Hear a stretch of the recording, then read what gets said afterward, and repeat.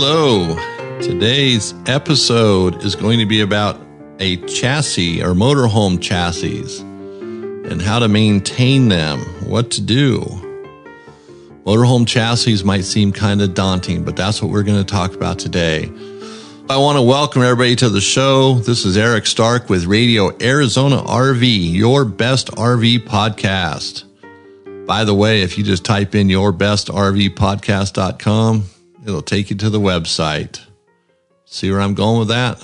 Probably going to be changing the name soon, phasing out Radio Arizona RV. That's the first time I've said that out loud, but the name doesn't fit us anymore. If you see some changes, that's why. This is the podcast for the RVer who likes to do the work himself, the guy who wants to get dirty or the guy who wants to get his hands wet and working on that toilet or whatever. And it's also for the guy who wants to know how things work on an RV. So it basically is for everybody out there who owns an RV, because you should know how to work on an RV or at least know the basics. So if you take it into a shop, you know what's happening, what you're in for. Avoid the small little repairs, like replacing a fuse. That could cost you $100. You can replace a fuse yourself for $3. So that's why learning a little bit definitely helps. Today's episode is number 72, and it's going to be about motorhome chassis. RV, motorhome are kind of the same thing to me, but RV is a broad term, so excuse me. Motorhome chassis. Now, as a reminder, don't forget to share this episode with your family and friends. Or just turn them on to Radio Arizona RV or Your Best RV Podcast. You know, they're going to get invaluable information. I hear it all the time, the phone calls I get. So share it with family and friends. Someone's going through a struggle with their RV. And remember, you can contact me as well using the contact page, and I can help someone. I can walk you through the process if need be.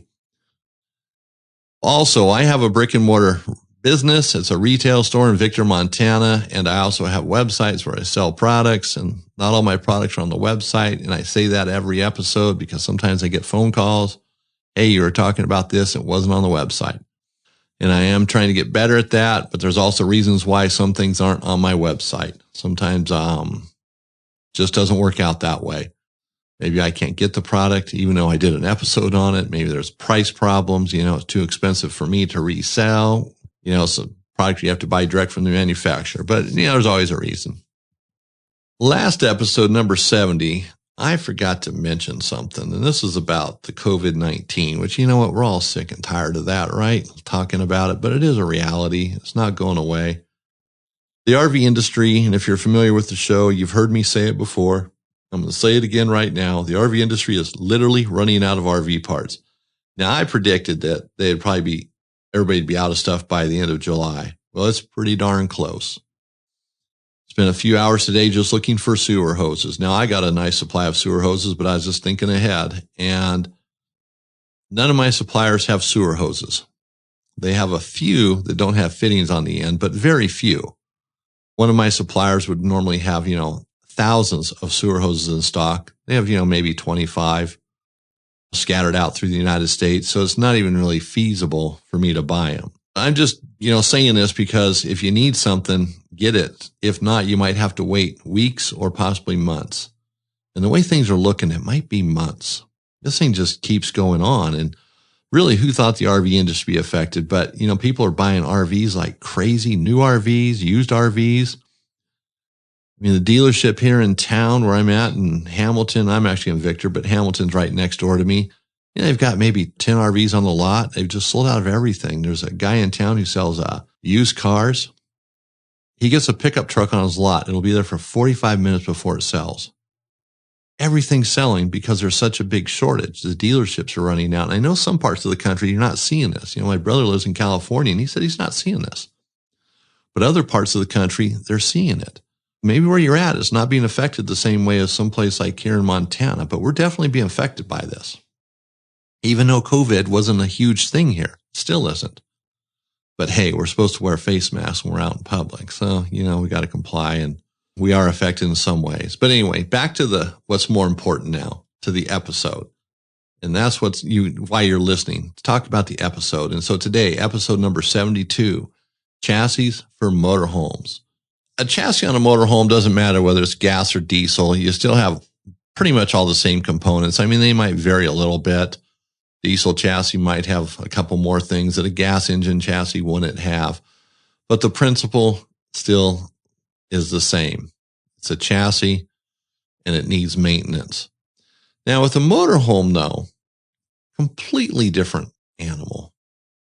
It's not like a trailer chassis. Why is that? Well, a trailer chassis doesn't have an engine. It doesn't have a transmission. It doesn't have air or hydraulic brakes. It doesn't have gobs and gobs of wiring, not to mention a differential. It doesn't have oil coolers, airbags. It doesn't have big, gigantic wheels with tires, even bigger tires on them, that weigh a ton. There's a lot to do to maintain a motorhome chassis. And here, again, keeping records can be so important. Make sure you're keeping good, concise records. Keep track of the date and the mileage. Some things you do by mileage, some things you do by date, or some is both. You change your oil once a year if you haven't reached the miles that it should have. If your recommended oil change is 5,000 miles, but you only drive 3,000 miles in a year, well, you want to change that oil once a year. Now, unless you're using, and I'm talking conventional oil here, we're just talking basic stuff, not getting into the super duper expensive oil, that's going to last for 50,000 miles between oil changes, that type of stuff. We're not getting into the synthetics. This is just conventional oil, conventional maintenance. Now, at first glance, it might seem really overwhelming. You're just thinking about your motorhome, that chassis, it's 30 feet long and man, the tires are big. They're 40 inches tall. They're heavy. Well, look at it this way. How do you eat an elephant? One bite at a time. When you look at it that way, it's not so bad. Now, when I was a mechanic, and even today, it doesn't matter. I open up the hood of a car. It does not scare me, doesn't faze me, because after you get a few things out of the way, voila, there the engine is. You can see it all. For some people, they can never get to that point, but for me, it's not a big deal. Especially back in the 80s, 90s. Heck, you just take the air cleaner off, and all of a sudden you can see the engine. The light is on. Don't be overwhelmed by it. Just look at it, as the front, the rear, the center, or compartmentalize it. Just make a list, separate it out, like the engine and transmission. Now, that's a lot of maintenance just in itself. That might not be included in everything else on a chassis. The tires and brakes. If you can do tires and brakes on a motorhome, I say motorhome, but there's Class C motorhomes that are in, like I'll say, a Ford 450 chassis. Not a big deal to do tires and brakes on that. Now, you get into a Class A motorhome with maybe a workhorse chassis, or it has whatever the chassis is, might be a Freightliner, different ball game. So you might not even have the tools to do it. And you might not want to tackle that stuff, but you still have to get the maintenance done. So you still have to look at it like, okay, how are we going to tackle this? The tires and brakes. And just keep that in mind. When I say motorhome, I'm just generalizing it. Class C's obviously are going to be easier than a Class A. Class B, easier than a Class A. Class A's are going to be the most difficult ones. And sometimes when you buy a Class A, you don't even really think about it. Or sometimes you buy one and it's only got 30,000 miles on it. It's 15 years old. Those are hardly any miles. Well, sometimes those low mile chassis have more problems than a high mile one because everything starts going bad when you start using it. The fuel lines start leaking. The water lines start leaking. You just got one problem after another. Sometimes low miles is not the greatest thing. It's great on the engine transmission, but there can be other problems. I'm not saying to stay away from it, just have some other considerations because certain things do have to replace after, a certain amount of time or certain amount of miles, as I've said earlier. Also on a motorhome chassis, you're going to have, and I'm talking about compartmentalizing things or separating it out. So you have engine, trans, tires, and brakes.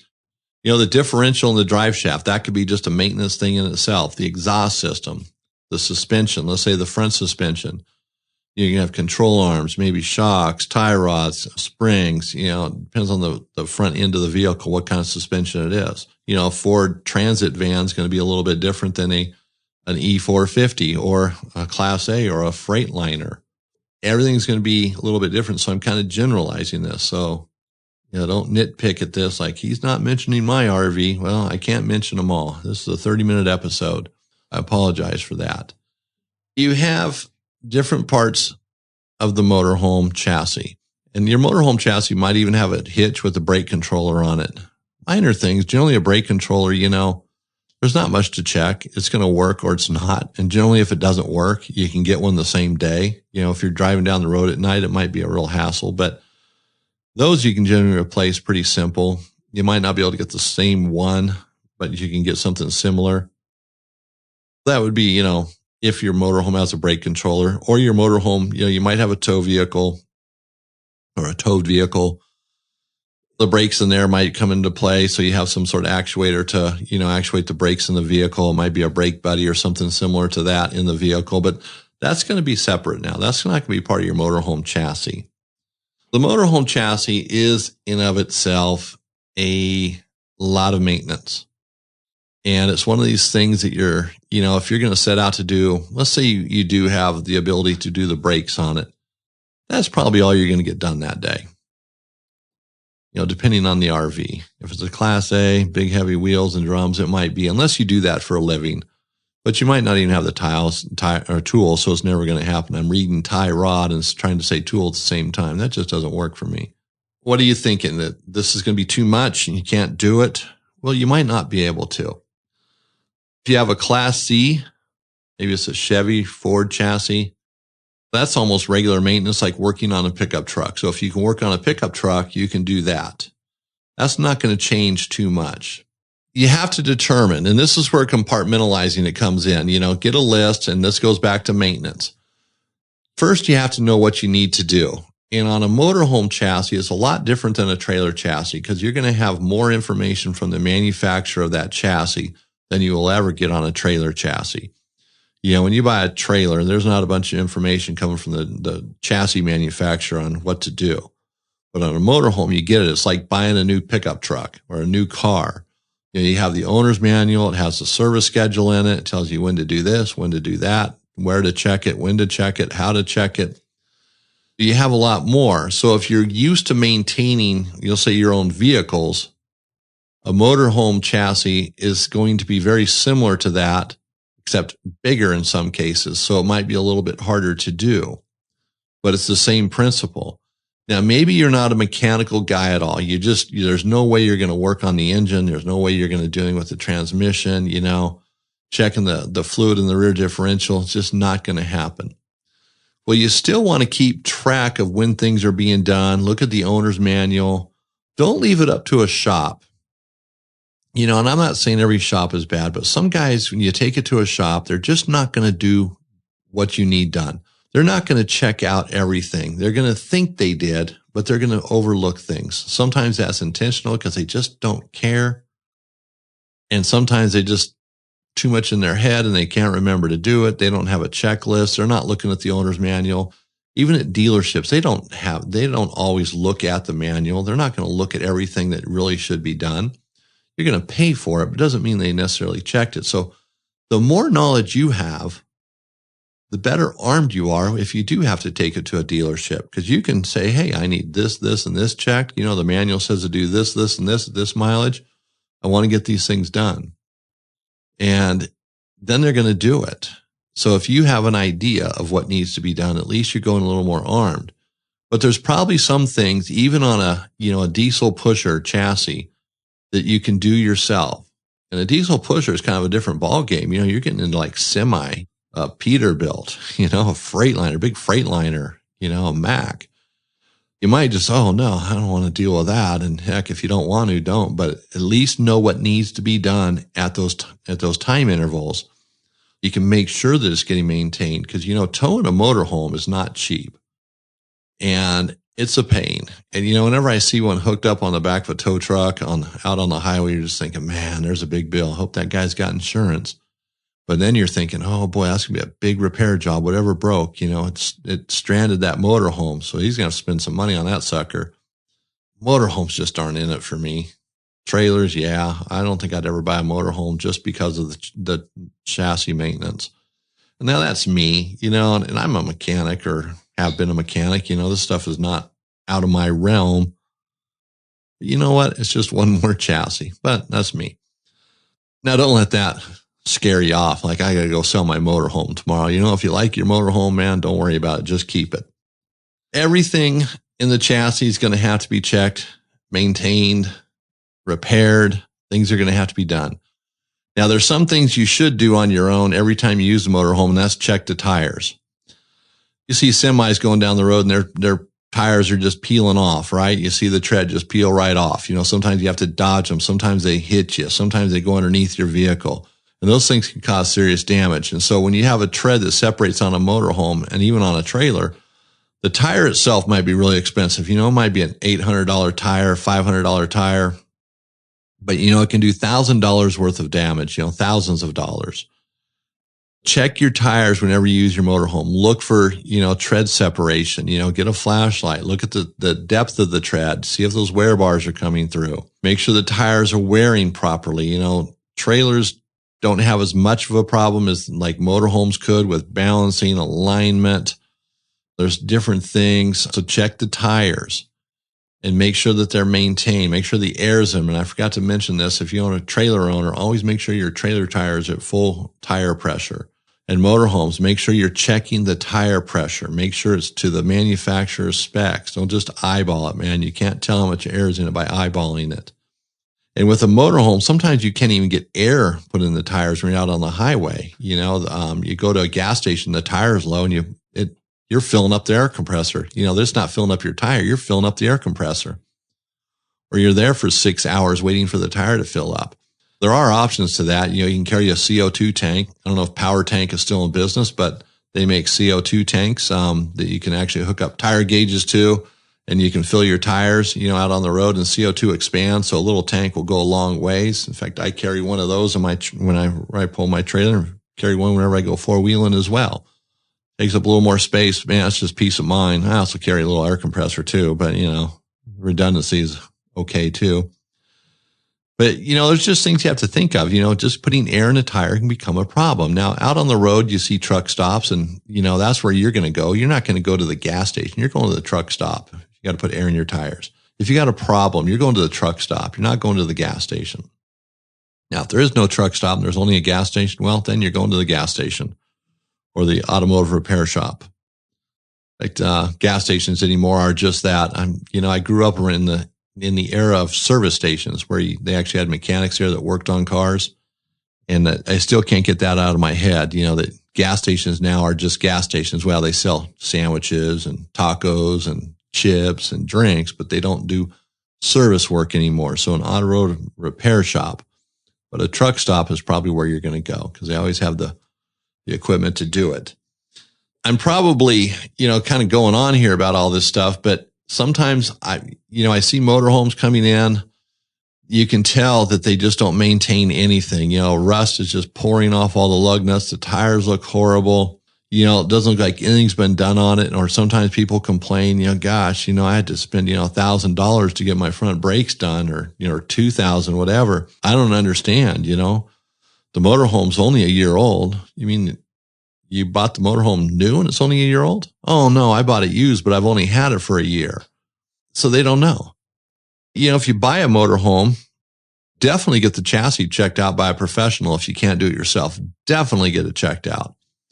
Because there are so many moving parts on it, so many pieces that could just cost a fortune later on, especially a diesel pusher.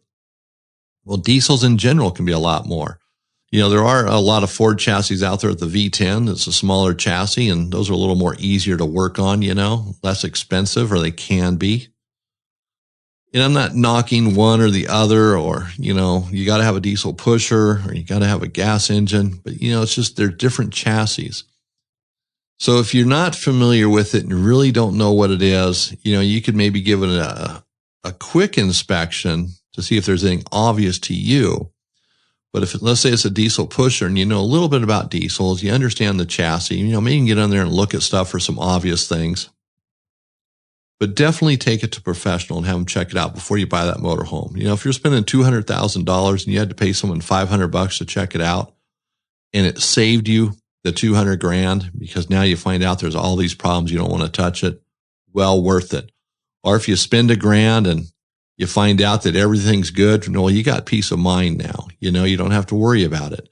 And I'd have them check everything, you know, go through it. And then that way, that's a checkup. So when you buy the motorhome, that's already been done.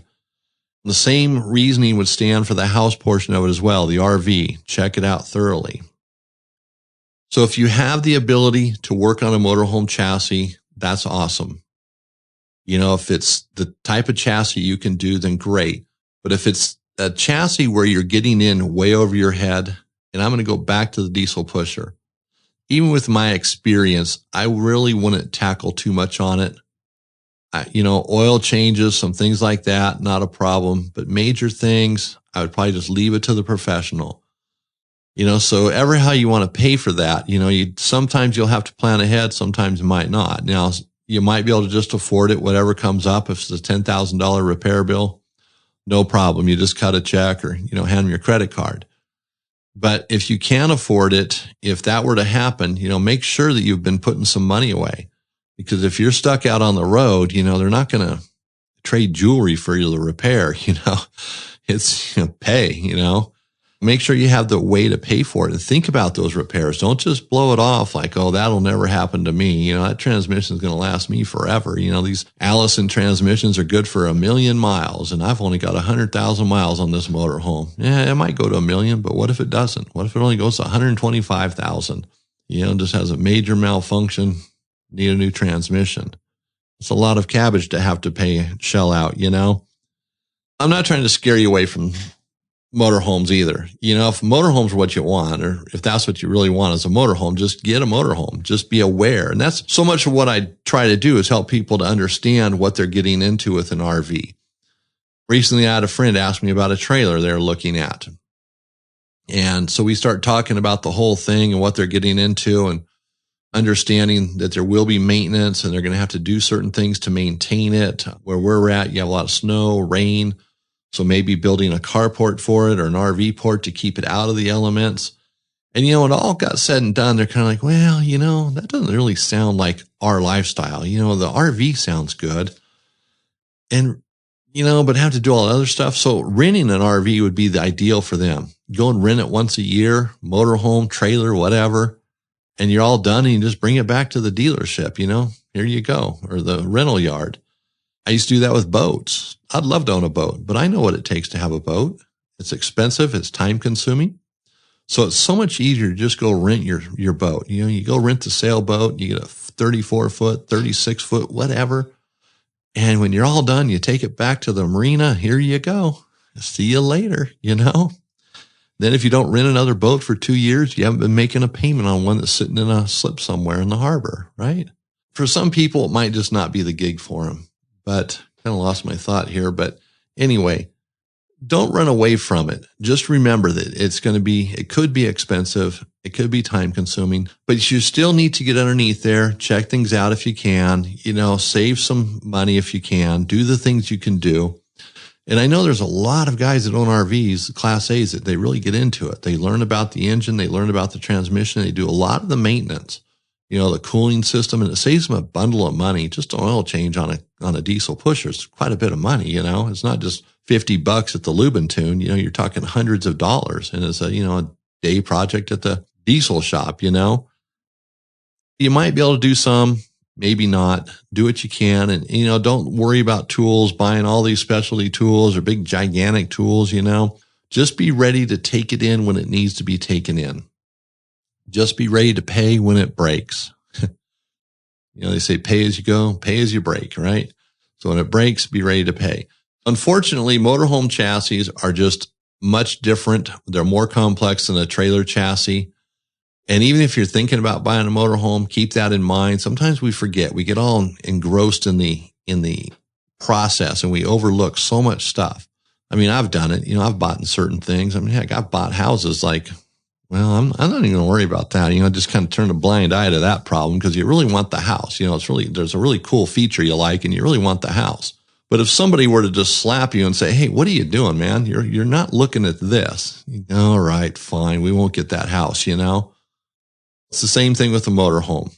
Now, a trailer, you have to have a truck to pull it or an SUV of some type, you know, so that needs maintenance. So it's very similar, but a lot of times that's a vehicle you're already using. The maintenance is something you can already handle.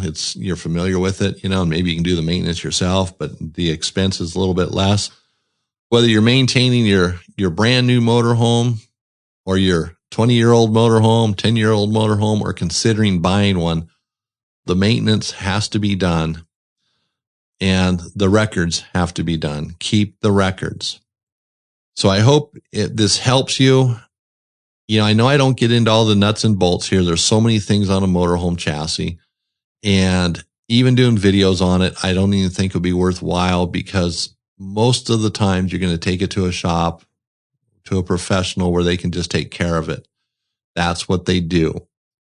And even though this show's about doing it yourself, sometimes you have to just know when to stop, right? Willie Nelson sung a song, know when to hold them, know when to fold them, right? Take it for what it's worth. And if you have any feedback, I'd love to hear it, because sometimes when I do an episode like this, similar to this, I get some nice feedback, some points that maybe I missed, something that can help in the future. So it's been another great episode. And, I want to encourage everybody to go to our website, check it out, radioarizonarv.com. And of course, there's the links to our other websites, and share the episode, share the website, let other people know that I'm out here, what I'm doing, and that I have good information. And I hope I can help everybody. And if you have any comments, episodes you'd like to hear more information about, please let me know. I do get a lot of emails and I try to work them all in. Sometimes I work them in sooner than others. I have a list, and there's one thing that I haven't, a couple episodes I need to do that just haven't got there yet, and it's on my list, and it's maybe been on there for 3 or 4 months, and that came from a listener. So sometimes I don't get to it right away, but have patience, I will. And if you have a question, just contact me. Just contact me through the Contact Us page at radioarizonarv.com. I respond to every email, and sometimes I even call back to get more information. And if you got my number, call me. No problem. So again, this is Eric Stark with Radio Arizona RV, episode number 72. And I want to thank you for listening today, and I hope you have a great rest of the day.